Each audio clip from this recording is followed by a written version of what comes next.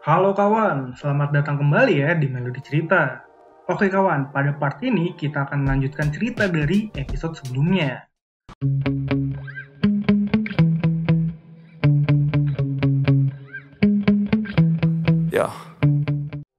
Kali ini terlihat Lu Feng dan timnya sudah sampai di tempat latihan. Tempat ini adalah pangkalan militer yang dihack oleh Lu Feng. Tempat itu diretas dengan status sistem memperingatkan ada kebocoran material dunia bayangan tingkat X. Dan ini membuat semua orang dievakuasi selama 15 hari. Tempat ini adalah kartu as yang mereka punya untuk berlatih kali ini. Xia pun sangat kagum dengan kemampuan hacking Lu Feng. Dia berpikir tidak ada yang tidak bisa Lu Feng lakukan selain melahirkan bayi. Lu Feng berkata hal ini dia lakukan karena hari-harinya terlalu lama dan dia banyak belajar hal yang memusingkan. Setelah Lu Feng menempelkan tangannya, sistem pun mendeteksi dia adalah pemilik otoritas tertinggi di benteng N805.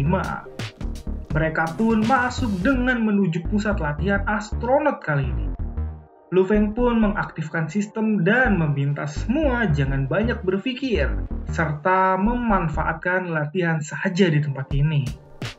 Zero pun berkata, pelatihan astronot tidak berarti apa-apa baginya, dan dia tidak akan membuang energinya untuk melakukannya. Namun sayangnya, omongannya tidak sejalan dengan kenyataannya. Dia selalu gagal menerbangkan pesawat di pelatihan astronot ini. Dengan begitu, Lu Feng malah memutuskan untuk meningkatkan jarak fragmentasi setelah batu pembatas meledak. Zero pun bertanya, template pelatihan ini kan sudah ditetapkan. Jadi, kenapa dia bisa menyesuaikan ulang? Lu Feng pun menjawab, template yang dapat dipilih sudah diperbaiki. Tetapi, detailnya dapat diubah melalui program. Hal ini pun membuat Zero heran, karena jika dia memang hacker biasa, dia tidak akan bisa melakukan itu. Lu Feng pun dengan santai berkata, untuk mengisi waktu, dia telah mempelajari desain, pesawat ruang angkasa, dan ekologi alam semesta untuk sementara waktu. Ketika orang sangat bosan, mereka akan memiliki banyak hobi yang sangat aneh. Sedangkan Xia, dia pun berteriak kalau ini sangatlah menarik. Tanpa bobot, berputar, mengendarai pesawat ruang angkasa di bawah semua jenis guncangan. Ini adalah hal yang keren untuknya. Lu Feng meresponnya dengan berkata, kau tidak kesini untuk bermain game. Mode berbasis otak yang kupilih untukmu adalah melatih kekuatan mentalmu. Dan Xia pun menanyakan kabar dari Leo. Dan ternyata Leo baik-baik saja dan tetap mencoba dengan baik.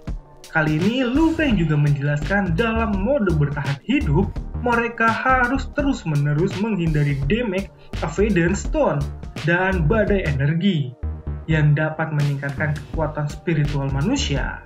Sangat cocok juga untuk orang dengan kemampuan supranatural sebenarnya. Akhirnya simulasi pun dimulai lagi. Simulasi tembak-menembak di pesawat luar angkasa itu pun dimulai dengan sangat hebat.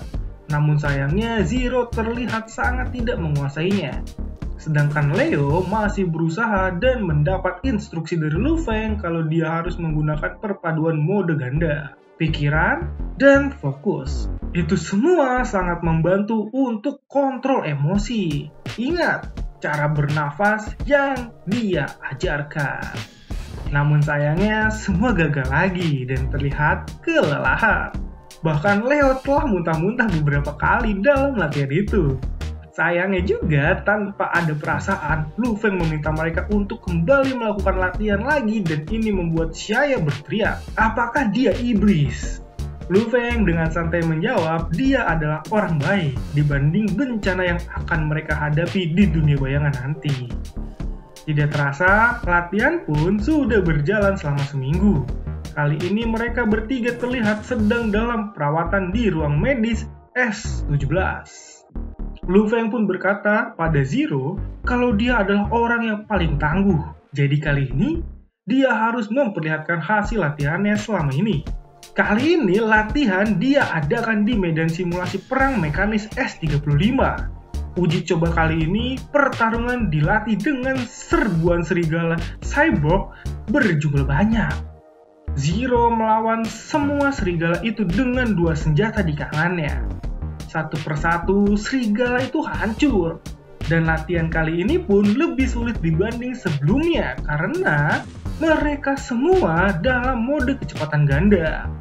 Namun ini bukan masalah untuk Zero. Dia dengan lincahnya menari ke sana ke sini menghindari serangan serigala sambil menyerangnya juga. Sampai akhirnya dia berhasil melumpuhkan semua serigala itu. Hasil latihan kali ini pun terlihat peningkatan yang sangat pesat. Rasio tampaknya meningkat 35%. Kecepatan penguncian target meningkat 40%. Frekuensi penghancuran target meningkat 42%. Ini pun terlihat tidak buruk menurut Lu Feng. Namun, dia harus memperhatikan detak jantungnya setelah melakukan tembakan. Sedangkan Xia, dia terlihat berlatih pada lapisan percobaan gravitasi S-26. Kali ini dia sudah terbiasa dengan kondisi gravitasi 0 atau zero gravitation.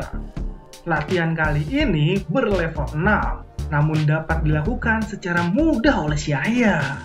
Dan oleh karena itu, Lu Feng memutuskan untuk meningkatkan levelnya menjadi 40. Dan itu membuat Xia berteriak, "Bos, jangan bercanda. Kurasa batasku kemungkinan hanya 10.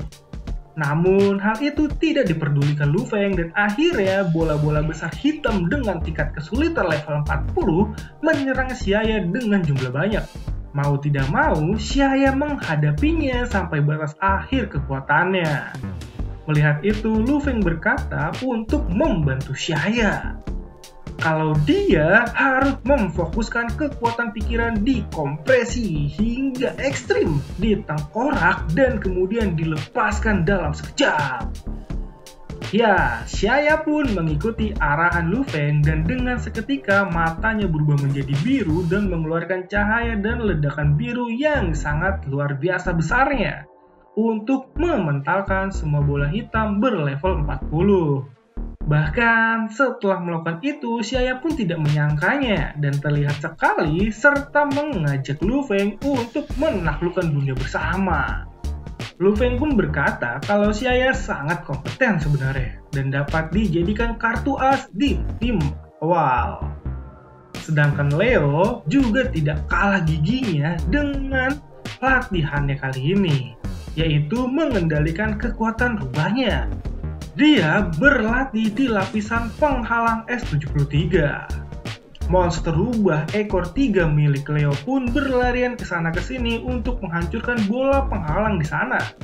Kali ini juga Leo sudah berhasil menggunakan pikirannya untuk mengendalikan monster itu.